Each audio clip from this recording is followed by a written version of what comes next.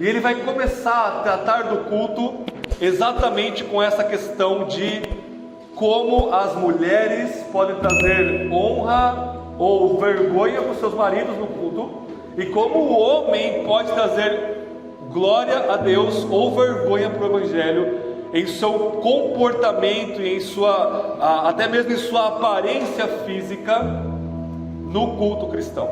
Então o texto diante de nós não trata centralmente sobre a questão do véu.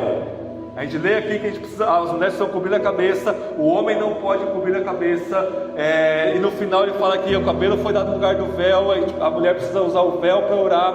O que está central nessas questões periféricas é a questão de trazer ou não trazer glória ou vergonha, dependendo do seu comportamento, no culto cristão. Esse é o centro e o cerne da passagem. Eu preciso falar isso, enfatizar isso, porque nós temos muitas pessoas aqui que veio da igreja Congregação Cristã do Brasil, onde se tem o costume lá, e outras igrejas também, de as mulheres usarem o véu o tempo todo para orar. Nós temos igrejas da nossa tradição, que eu já ouvi falar, especialmente no norte do país e em outros lugares do mundo, que as mulheres também usam o véu. Então isso não é algo excepcionalmente da Congregação Cristã, mas igrejas católicas às vezes usam, algumas igrejas reformadas também usam. E o grande ponto de dificuldade de entender isso é porque nós pegamos esse contexto que nós estamos vivendo e vamos para o texto bíblico para achar respaldo ou não respaldo para essas práticas da igreja hoje. E isso é uma inversão da nossa leitura bíblica no temor de Deus, para ouvirmos o que Deus está falando. Primeiro a gente precisa deixar de lado o nosso contexto cultural, eclesiástico, teológico, social que nós vivemos, ouvirmos o texto bíblico falar em seu contexto histórico, para só depois nós aplicarmos o texto bíblico para a nossa realidade presente. Então primeiro nós olhamos para o horizonte do texto bíblico como um horizonte, para depois nós olharmos para o nosso horizonte de significado, para então nós vermos como esses horizontes podem se sobrepor. A gente não pode pegar o nosso horizonte e impor ao texto bíblico, que é o que nós fazemos por ignorância bíblica de todo o seu contexto histórico. Uma pergunta simples já cai por terra todo o nosso debate sobre véu hoje em dia. A grande pergunta é: o modo como a sociedade romana e como as mulheres romanas, as mulheres em Corinto especificamente, usavam cobertura na cabeça, é exatamente igual, tem o mesmo sentido, tem a mesma teologia de que as igrejas cristãs fazem hoje, 2000 anos de gap histórico, em uma sociedade absolutamente diferente de nossa, no sentido cultural da coisa. É óbvio que a resposta é um gritante não. Então nós precisamos primeiro entrar na mente de Paulo, olhar pela igreja de Corinto, como que eles entendiam a vestimenta do homem, como eles entendiam a vestimenta das mulheres naquela época, entender o que Paulo está ordenando aqui à igreja, para depois então nós vermos os princípios que Paulo está estabelecendo aqui para nós hoje. É assim que nós vamos caminhar nessa manhã. Por exemplo, tem um missionário que também é um grande estudioso, ele é antropólogo, ele é linguista, chamado Charles Kraft, que ele passou um tempo fazendo missões na Nigéria, e os cristãos da Nigéria, eles não conseguem entender o seguinte, eles perguntam, por que os cristãos no ocidente, quer dizer, no continente americano, obedecem o mandamento de não matar, por exemplo, mas não obedecem o mandamento de usar o véu na igreja? Então nós temos várias partes do mundo, na Nigéria, em vários lugares na Ásia, em várias partes do mundo mesmo, onde os cristãos entendem que usar o véu é um mandamento inquebrável, não contextual, igual é o mandamento não matar, não adulterar, não adorar outros deuses diante dele. E nós vamos ver que o próprio texto bíblico vai colocar para nós que isso está mergulhado em uma questão cultural muito específica da igreja de Corinto. É claro que a parte dessa questão cultural, nós não relativizamos esse texto bíblico, como eu falei no começo, é palavra de Deus para nós, é autoridade sobre nossas vidas, mas a gente precisa ouvir o texto em seus próprios termos. E se existe algo cultural no texto que nós não fazemos hoje, no mínimo o texto tem duas coisas: princípios éticos para nós seguirmos, e acima de tudo, princípios teológicos, ou seja, Deus está se revelando aqui no texto bíblico de 1 Coríntios 11, do 2 ao 16. Então vamos ver, irmãos, verso por verso, palavra por palavra. Nós vamos dividir o texto em três partes, em três parágrafos. Paulo está estabelecendo tanto uma hierarquia funcional na igreja, a partir do Evangelho, quanto uma igualdade ontológica dos cristãos. Eu vou explicar cada um desses termos à medida que nós vamos prosseguindo na nossa exposição bíblica.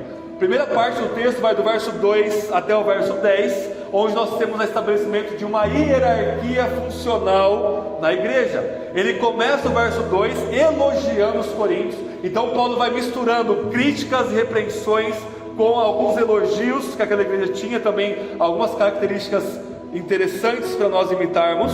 Eles estão firmemente apegados à tradição que Paulo entrega a eles, pelo menos em algumas partes dessa tradição. A tradição é boa, e a tradição apostólica ela é real, e a tradição apostólica está todinha grafada no texto do Novo Testamento e no Antigo Testamento também para nós. Verso 3: todavia, quero que saibais que Cristo é o cabeça de todo homem, o homem é o cabeça da mulher, e Deus o cabeça de Cristo. Paulo ele vai colocar uma corrente funcional de autoridade aqui. Irmãos, muito mais importante do que o debate de usar véu ou não, que não tem a menor importância se uma igreja usa véu ou não, a gente vai ver isso, no sentido da cultura de hoje em dia, é um debate muito mais rígido nos nossos dias, que é o debate de igualitaristas versus complementaristas. O que é isso? Na igreja cristã hoje em dia nós temos esses dois tipos de olhar para a função do homem e da mulher na igreja. O complementarismo que nós seguimos, que as igrejas reformadas seguem, que nós entendemos que é o que a Bíblia vai nos ensinar, é dizer que o homem e a mulher são iguais em seu ser e em seu valor como imagem de Deus. Nós temos a mesma dignidade, o mesmo valor, nós somos igualmente imagem de Deus. O homem não é maior que a mulher não é melhor que o homem. Diante de Deus nós somos iguais nesse sentido valorativo, mas que existem diferenças funcionais do homem e da mulher. A própria estrutura física, psicológica do homem sendo diferente da mulher, estabelece-se na ordem da criação como necessariamente tendo funções diferentes na família, na sociedade e também, especialmente na igreja. Por exemplo, a Bíblia proíbe expressamente, claramente, com todas as letras, igrejas terem mulheres como líderes, ou seja, não existe pastora, não existe bispa, não existe apóstola. É um cargo imenso e errado que se coloca sobre as mulheres. Isso não tem nada a ver com o valor da mulher, isso não tem nada a ver com a capacidade da mulher. Eu tenho absoluta certeza de que todas as mulheres aqui são melhores em tudo que os homens, inclusive em liderar. Mas Deus estabelece isso para quê? Tanto para a mulher ser humilde, tanto para que o homem seja humilde e dependa de Deus. E portanto, na igreja nós temos funções diferentes. Isso é expressamente claro nas Escrituras. O igualitarismo vai dizer que o homem e a mulher, igual o complementarismo, tem o mesmo valor, mas vai dizer que não existe diferença de função na família ou na igreja. Isso não chega a ser uma heresia. Nós temos pessoas salvas que acreditam nisso, mas o que eu tenho visto e todos os pastores decentes do nosso país têm visto é que quando as igrejas abraçam o igualitarismo, que apesar de ser um erro, não é uma heresia, normalmente, hora ou outra, a igreja vai abraçar agendas feministas antibíblicas no seu seio, mais cedo ou mais tarde. Por quê? Porque todo erro leva a outro erro, que leva a outro erro. Então Paulo está colocando para nós aqui o homem é o cabeça da mulher. E cabeça, irmãos, é uma forma metafórica, a palavra grega kephalé, que significa autoridade. Então, Deus é o cabeça de Cristo, Cristo é o cabeça do homem, e o homem é o cabeça da mulher. Ou seja, Deus é a autoridade sobre Cristo, Cristo é a autoridade máxima sobre o homem, e o homem ele tem uma função de autoridade debaixo da autoridade de Cristo sobre a mulher. Então o homem que está completamente submisso a outro homem, que significa que é Jesus Cristo, nosso Senhor, está pelo poder do Espírito crescendo em ser mais semelhante a Ele, em humildade, em amor, em serviço.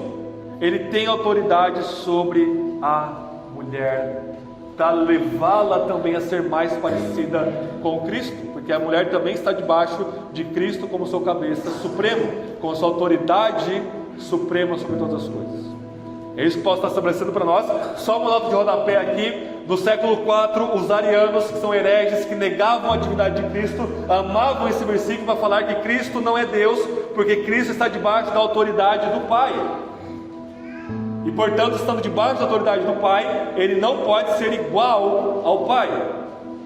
Não é isso que Deus está falando? Deus Pai é o cabeça de Cristo.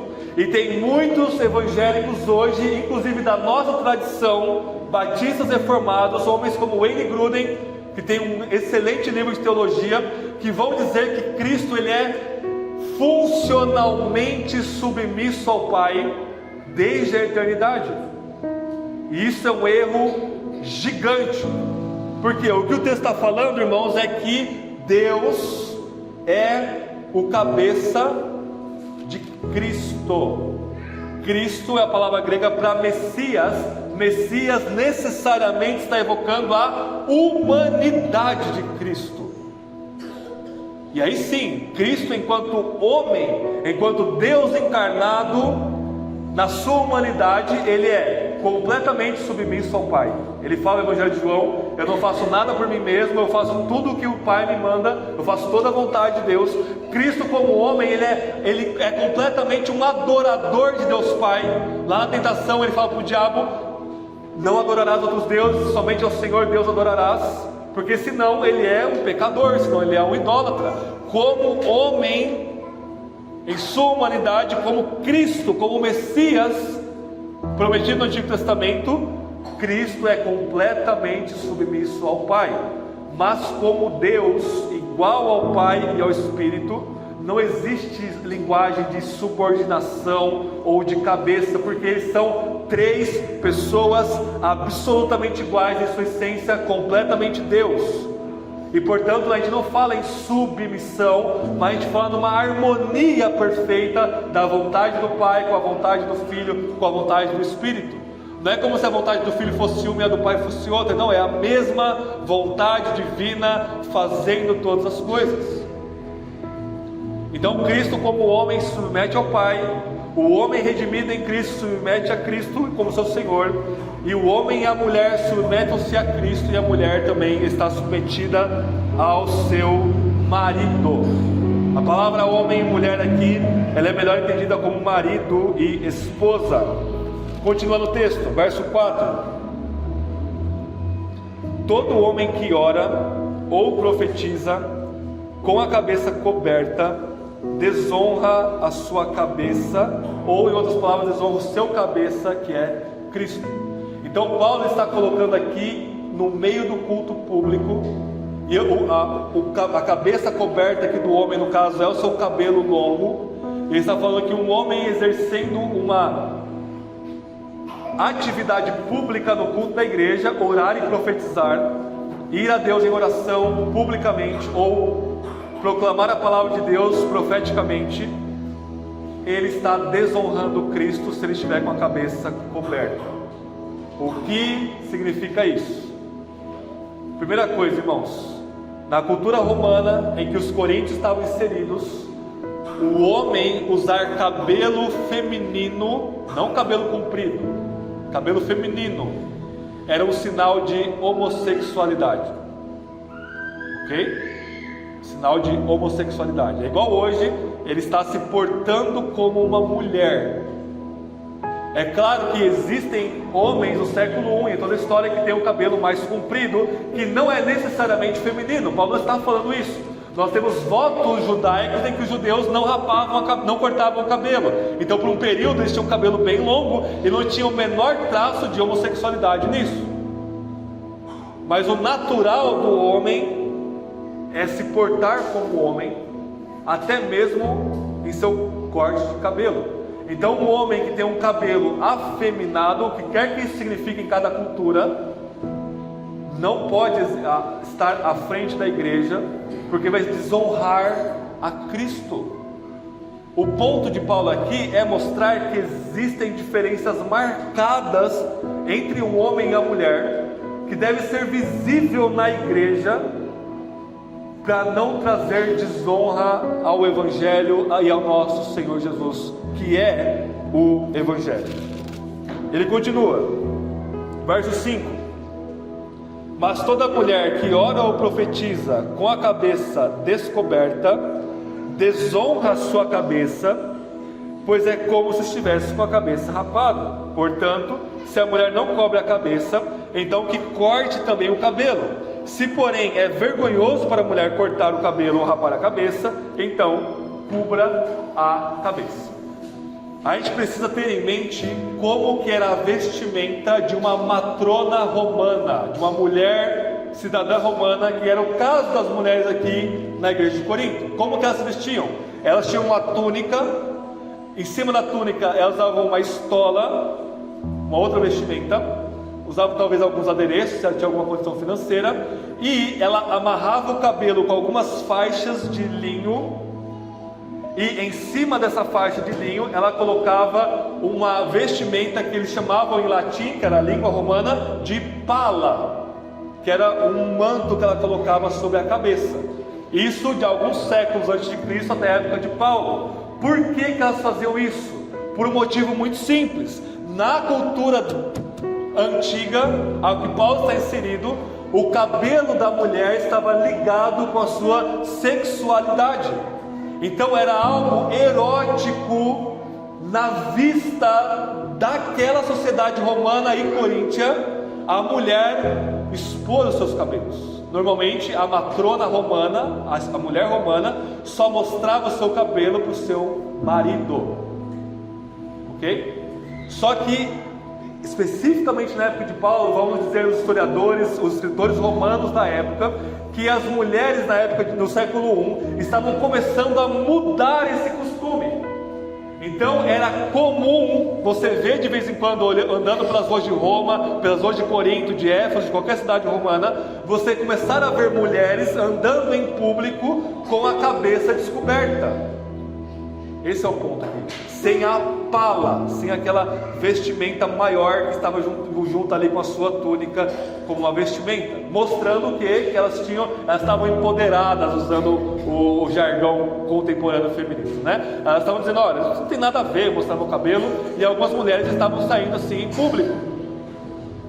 E aí nós temos a conversão dessas mulheres pelo Evangelho, e pode ser que algumas mulheres aqui na igreja de Corinto dizendo: olha, agora eu sou livre em Cristo Jesus, agora o Evangelho me liberta do pecado, me liberta das amarras, e eu não preciso usar a pala, que a gente vai traduzir como véu, mas eu estou evitando o véu por causa da associação contemporânea. Eu vou deixar de usar esse manto porque agora não tem nada a ver. Só que Paulo vai dizer: olha, irmãs, se vocês forem à frente da igreja no ato de culto, ou para orar, ou para trazer uma profecia, eu vou deixar a questão da profecia no capítulo 12 ou 14, cubram a cabeça ainda, porque vocês podem provocar sexualidade, podem provocar a indecência nos homens, por exemplo. Pode ser que muitos homens na época ainda tinham essa questão ligada da sexualidade com o cabelo da mulher. Como transpor isso nos nossos dias? É óbvio que no nosso contexto, o cabelo está completamente desassociado da sexualidade da mulher. Pelo menos normalmente, né? É claro que pode ter alguma pessoa aí que acha sensual o cabelo da mulher, mas é um problema no coração da pessoa. Mas culturalmente falando, nós não fazemos mais essa associação. Tem até uma série de comédia policial chamada Brooklyn 99, que um dos policiais lá, bem paspalhão, ele vai dizer que a coisa mais íntima que o homem pode fazer com a mulher é lavar o cabelo dela. Essa é uma coisa muito marcada daquele personagem, né? Mas normalmente a gente não faz essa associação. Então o ponto aqui é a decência cristã. A mulher, ela precisa se vestir, e o homem também, de forma decente. Primeiramente, para marcar tanto a masculinidade do homem quanto a feminilidade da mulher, e de forma não sexualizada. Especialmente se a irmã vir aqui à frente para orar, para cantar, para talvez falar uma palavra de Deus rápida para a igreja, em contexto onde isso está dentro de uma liturgia ordenada. Você não pode estar aqui à frente do culto público, representando a igreja diante de Deus, ou a palavra de Deus diante da igreja, de uma forma a provocar sensualidade em homens ou mulheres, quer seja o homem ou a mulher aqui na frente. É isso que Paulo está ensinando aqui. É vergonhoso. E Paulo está dizendo: olha, não cobrir a sua cabeça é como você rapar a cabeça. E lá em Corinto, as prostitutas cultuais rapavam a cabeça. Lá no templo pagão, todo mundo sente todo mundo, e não tem essa distinção de gênero. Todo mundo rapava a cabeça, não sabe se estava com homem ou com mulher. Era uma coisa abominável, para falar o mínimo. Então Paulo está dizendo: olha, se você não quiser usar o véu, é a mesma coisa que você rapar a cabeça. Você está mostrando sensualidade. Não é para rapar a cabeça, portanto, cubram aquilo que se sensualiza em vocês. Isso também é algo cultural. Hoje em dia, por que as mulheres vão rapar a cabeça? Normalmente porque estão lutando contra câncer. E não há absolutamente nada de errado na mulher ou no homem lutando contra o câncer, passando por quimioterapia, rapar a cabeça. É outro contexto, é outra prática, é um outro olhar cultural.